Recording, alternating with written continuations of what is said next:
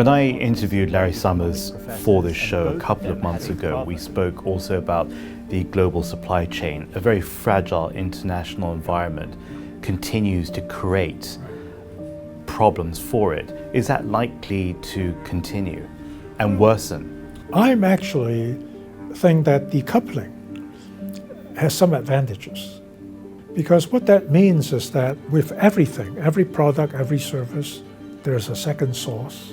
There's diversification, so that it's not possible for everything to collapse all at once. It doesn't have to be a geopolitical, doesn't have to be a pandemic, it could be an earthquake, tsunami, tornado, whatever, right? So you want to protect yourself against all these possibilities, which means that you should never put all your trust into a single supply chain. Now, my suggestion, because of what happened recently in China, is that China should move away from Shanghai a little bit and create a different independent supply chain, perhaps centered in Chongqing. China is big enough to have two supply chains, right? So that they won't all fail at once. And I think that's true of the world too, right? You don't want to have just one single supply chain. What would be the outcome if the supply chain issue continues, accelerates, worsens as well? And how should we, as consumers, but also just as members of humanity, prepare ourselves for those changes?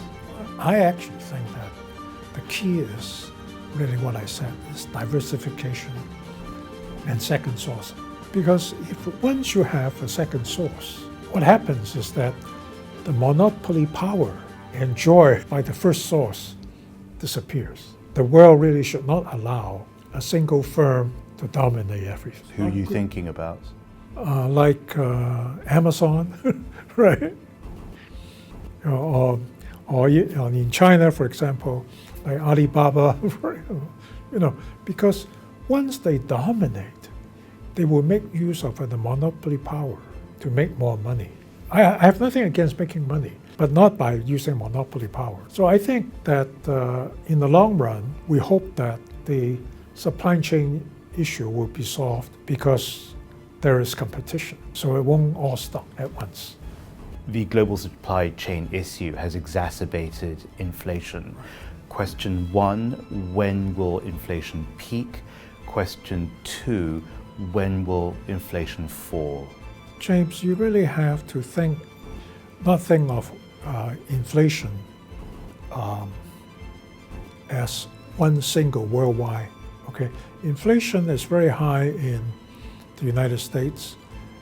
It is also similarly very high in Europe for many different reasons. But it's not that high in China. I think part of the inflation is artificial. Let me give you an example. If you really think of oil prices, let's think of before the Russia-Ukraine conflict. It's pretty much balanced. There's supply and there's demand. And the conflict itself didn't really change supply, demand very much. But why does the price go up so much? Because the buyers still those buyers, the suppliers are still those suppliers. Why? And I think it really has to do with price gouging on the part of some of the major oil companies. They will basically say, oh, great, the Russians can't sell their oil anymore. So we have more customers and we'll raise our price.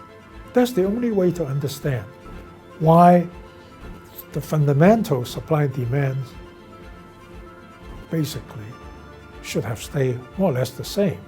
But I think there is also the underlying monetary phenomena, that is too much money is being printed. I think the interest rate will continue to go up and it will have some impact on prices in two different ways. One is that it will reduce demand. The other thing that will happen is that the interest rate, the higher interest rate in the US actually will drive up the dollar. The dollar is now at an all-time high.